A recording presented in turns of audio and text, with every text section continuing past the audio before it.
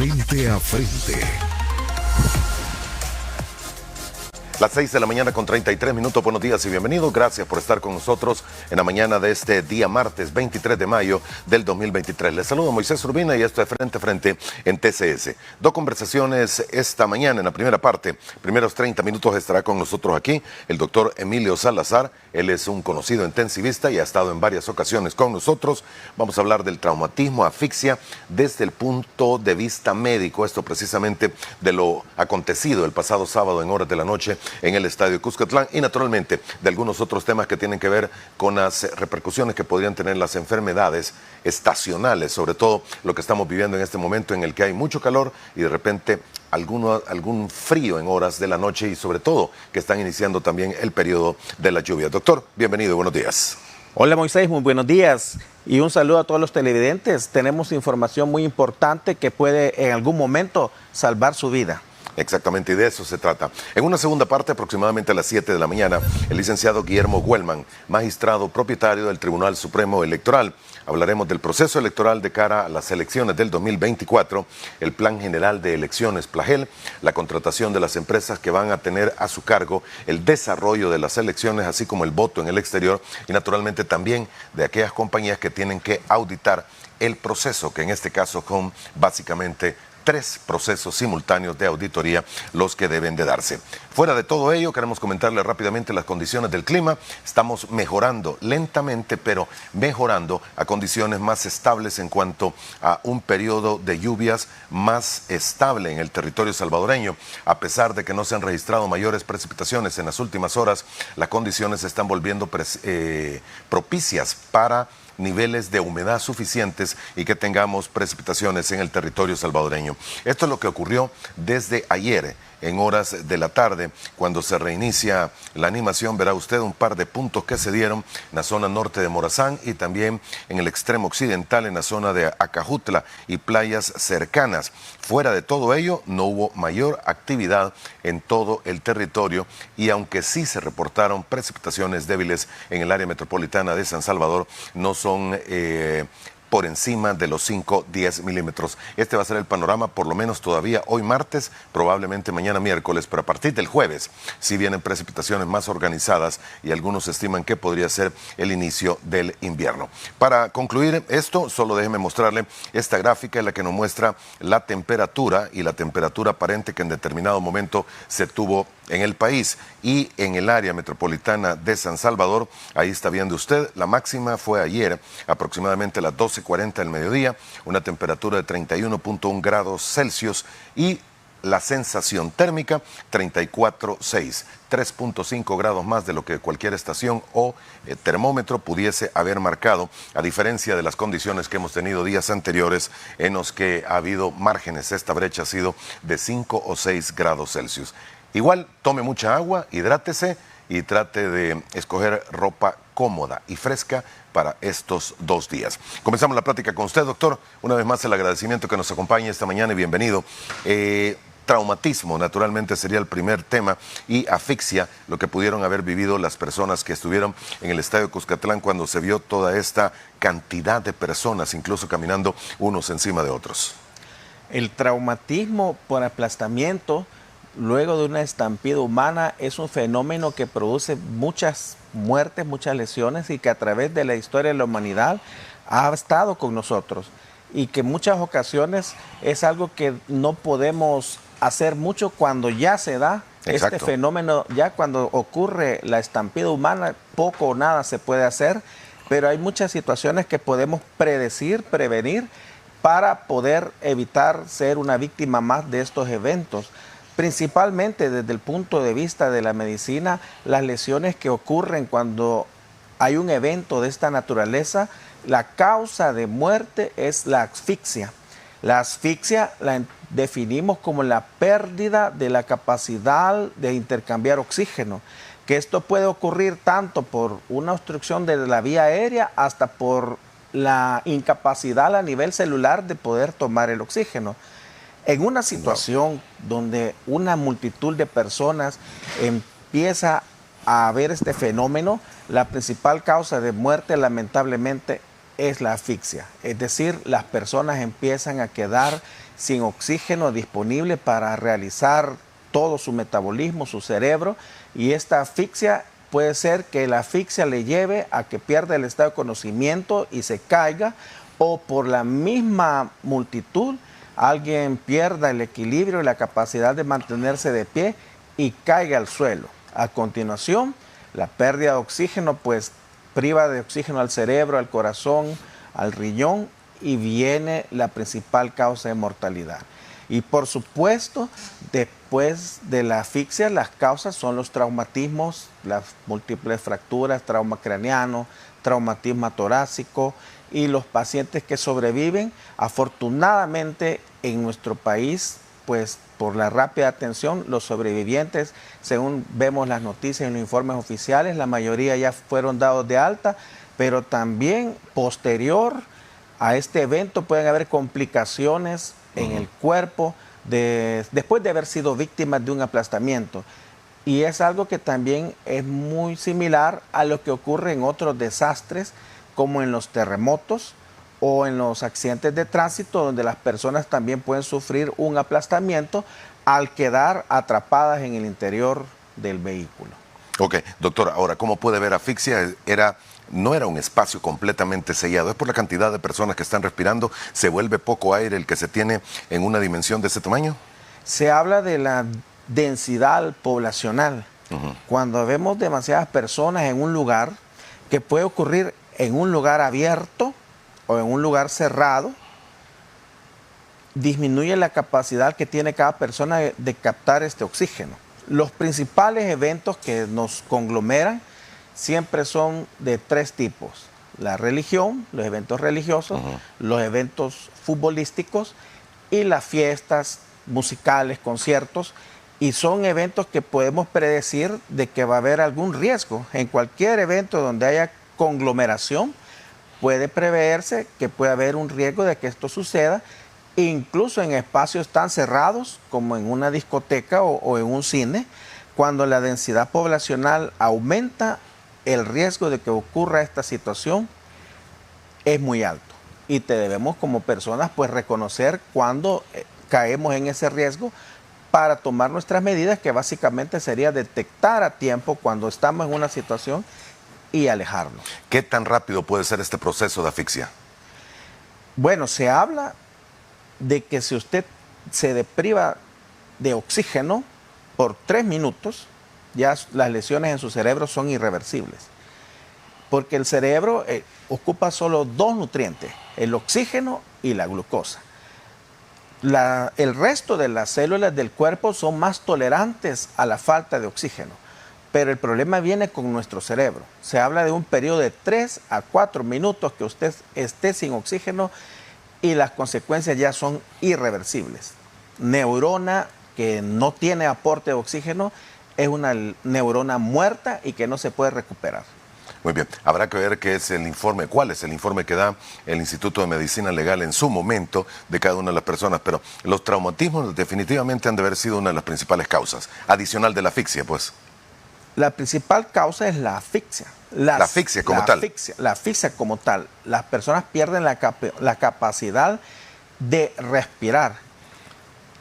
Y luego vienen otras causas que son los traumatismos. Pero muchas veces antes de que ocurra un traumatismo, antes de que ocurran las fracturas costales o los traumas craneoencefálicos, las personas al caer al suelo y al tener toda la multitud encima, dejan de respirar, tanto porque no logra llegar el oxígeno en la cantidad suficiente, como también por el efecto compresivo. Al tener el tórax apretado porque están las personas caminando unas sobre otras, se dificulta la respiración. Y este fenómeno de la compresión torácica inicia incluso antes de que caigan al suelo, cuando las personas ya no tienen la capacidad de moverse. Una de las estrategias que puede tener la población para detectar cuando hay un riesgo es la densidad poblacional.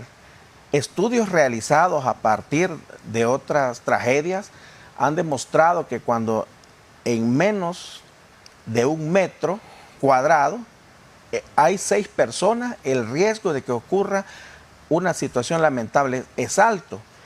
La densidad límite es 6 personas por metro cuadrado.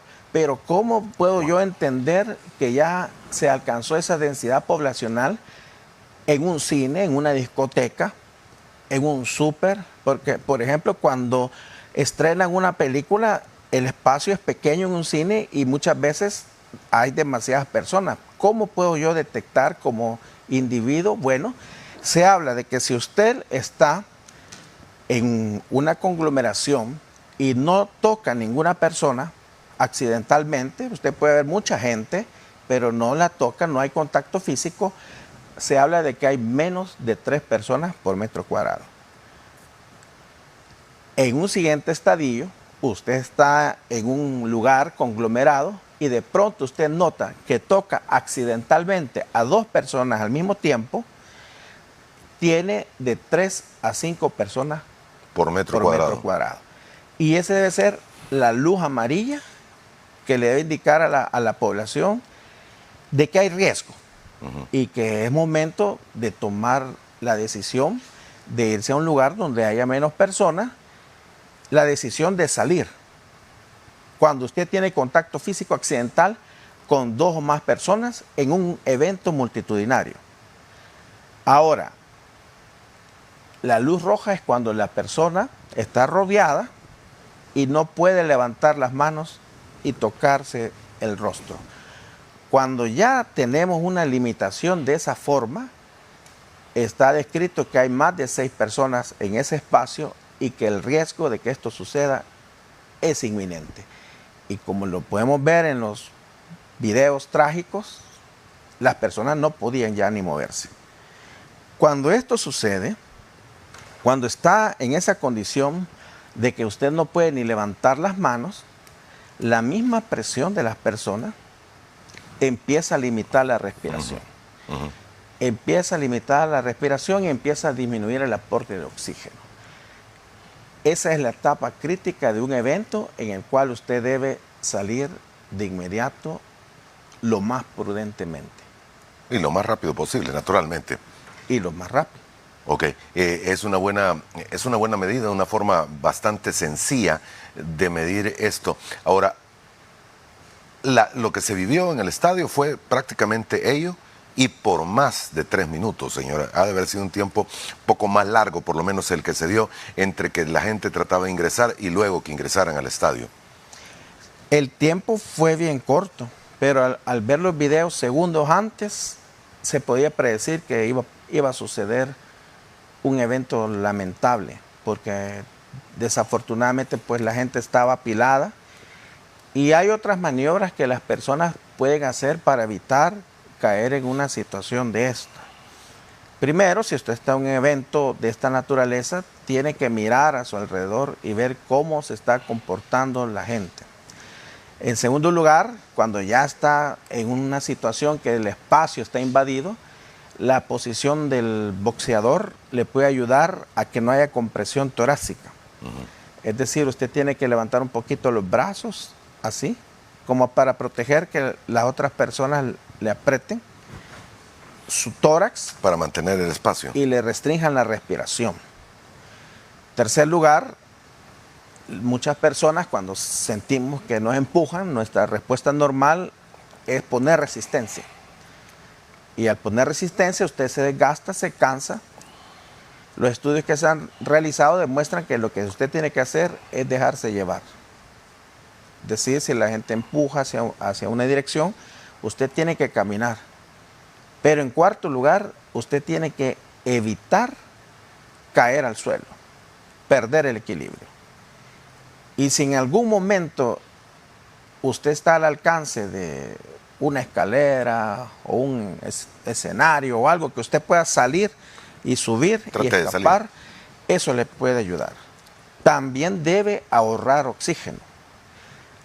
A la par de la asfixia, la disminución de la capacidad de retener oxígeno, porque las personas, según lo que se describe, en ese momento sienten miedo, sienten pánico, porque empiezan a sentir en esos pocos minutos o segundos que les cuesta respirar. Respiración agitada también.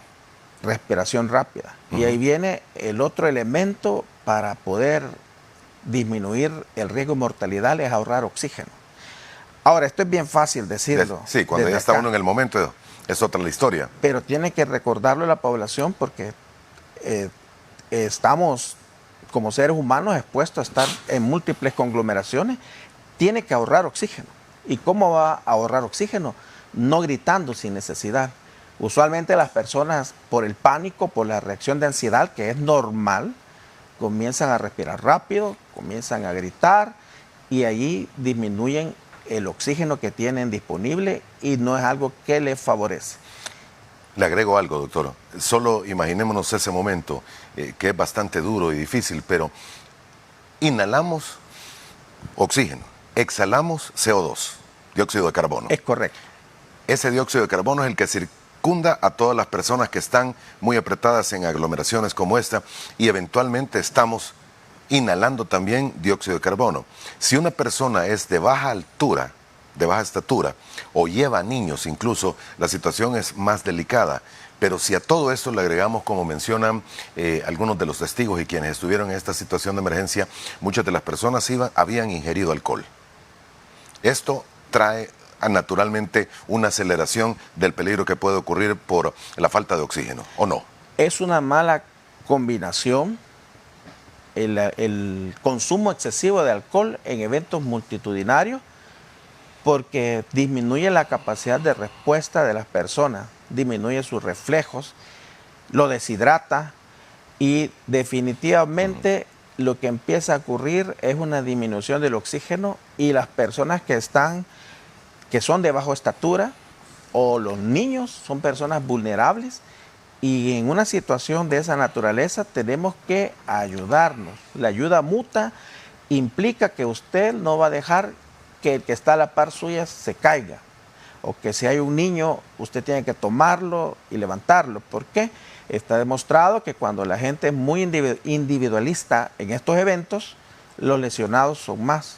Y cuando la gente es solidaria y trata, es cosa de segundos que la población se mantiene unida, se ayudan unos a otros, se levantan, protegen a los niños, a las personas de baja estatura, a las personas de tercera edad más vulnerables, los lesionados son menos, porque esto funciona como un efecto de dominó.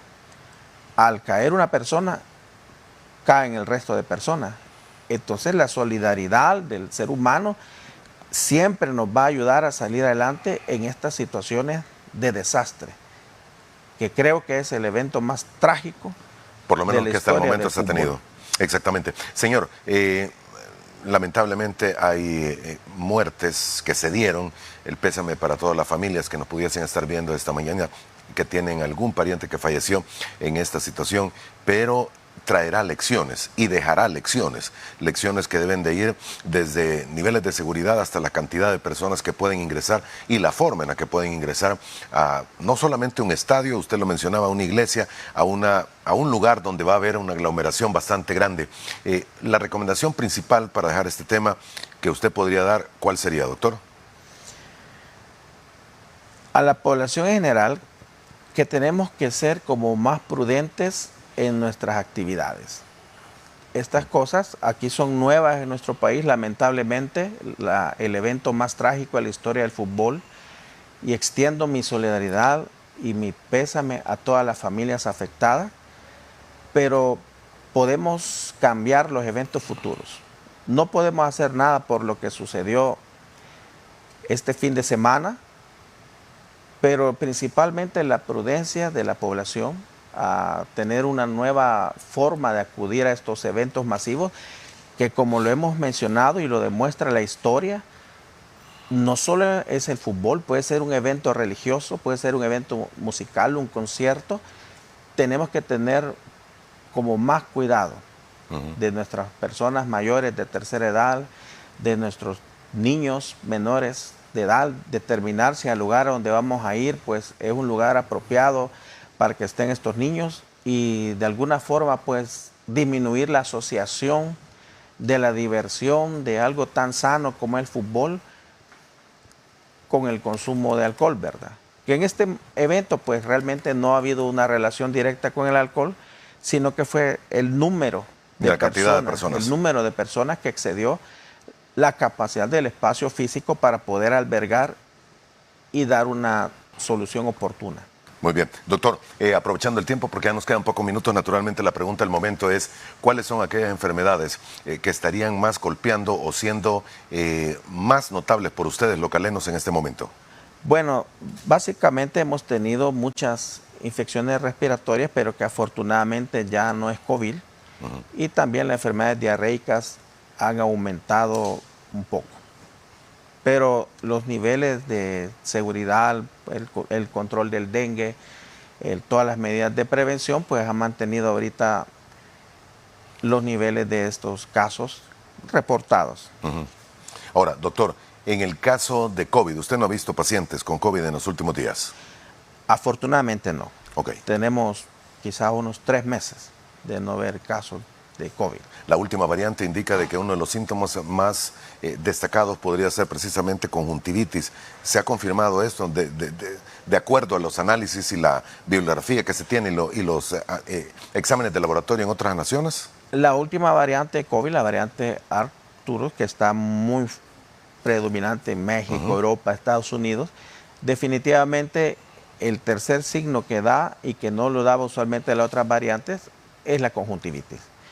Afortunadamente en el país pues no hemos tenido un alza de casos de COVID y estas variantes que están allá en estos países y que probablemente anden circulando entre nosotros, hoy por hoy pues la sintomatología es leve, lo cual no significa que no nos vamos a cuidar.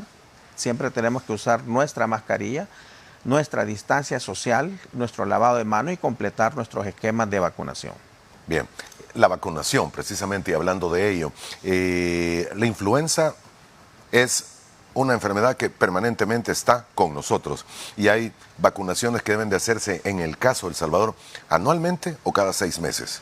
La influenza es una enfermedad endémica desde hace muchos años, tanto en nuestro país como en Estados Unidos, y sí, ya hay un protocolo que anualmente en los periodos ya del invierno, pues las personas tienen que acercarse a tener su vacuna de la influenza anual, sobre todo las personas arriba de los 65 años de edad. Sobre todo. Sí, porque son las personas más vulnerables, de más riesgo. Muy bien. A pesar, y el otro caso es las condiciones medioambientales que tenemos, doctor, y estas son temperaturas elevadas, golpes de calor, sensación térmica casi de 40 grados en gran parte del territorio salvadoreño. Rápidamente puede llevar a un estado de deshidratación, pero fuera de ello hay algunas otras enfermedades que son las que se producen y se dan en este momento de altas temperaturas en el territorio.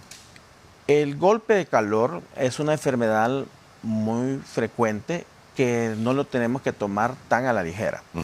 Las elevaciones que tenemos de la temperatura en nuestro país han alcanzado cifras históricas y no es algo solo del país, sino que es algo a nivel mundial por el fenómeno del Niño.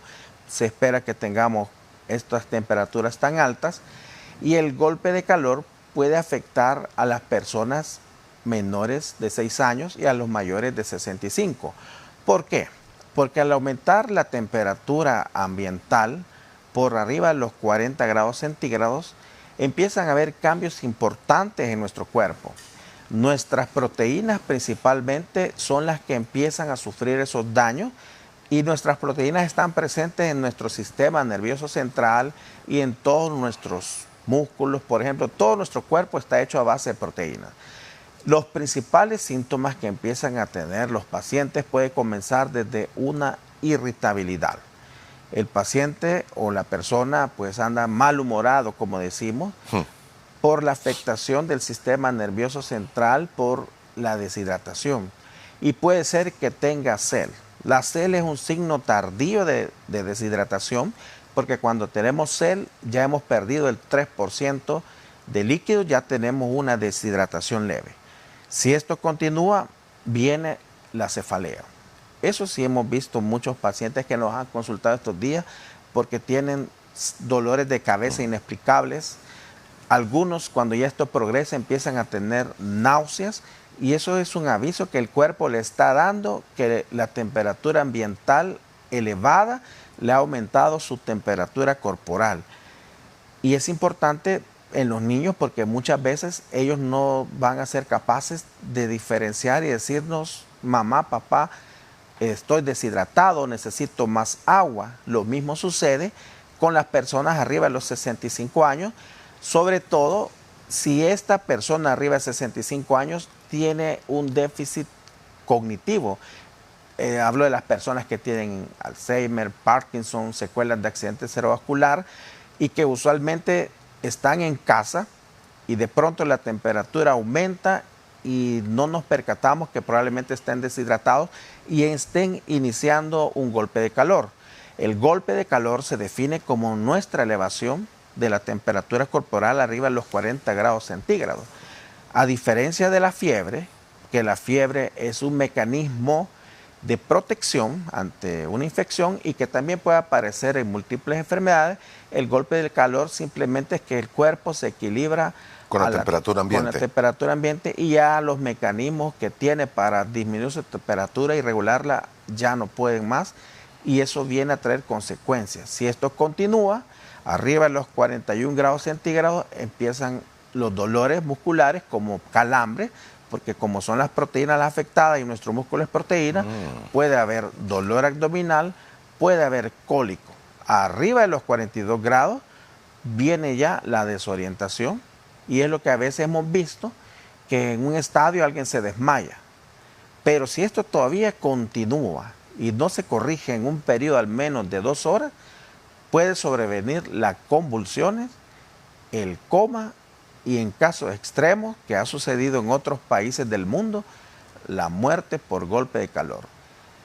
Entonces, no es algo que lo debemos de tomar tan a la ligera, sino que debemos conocer de qué se trata el golpe de calor y qué podemos hacer para que no nos vaya a afectar como enfermedad. Excelente recomendación, una forma interesante de terminar esta plática. Le agradecemos, doctor, y nos ha dado detallado qué es lo que debemos de tener, sobre todo con estas altas temperaturas que estamos viviendo en el territorio en los últimos días. Muy amable de dedicarnos su tiempo esta mañana. Un gusto, Moisés, que Dios me les bendiga a todos. Gracias, muy amable por habernos acompañado. Hacemos una pausa, vamos a volver en aproximadamente 3 minutos y estará con nosotros aquí en el estudio el licenciado Guillermo Guelman. Él es magistrado propietario del Tribunal Supremo Electoral. Temas: proceso electoral, contratación de empresas para el desarrollo del voto, auditorías y naturalmente el Plan General de Elecciones. Volvemos.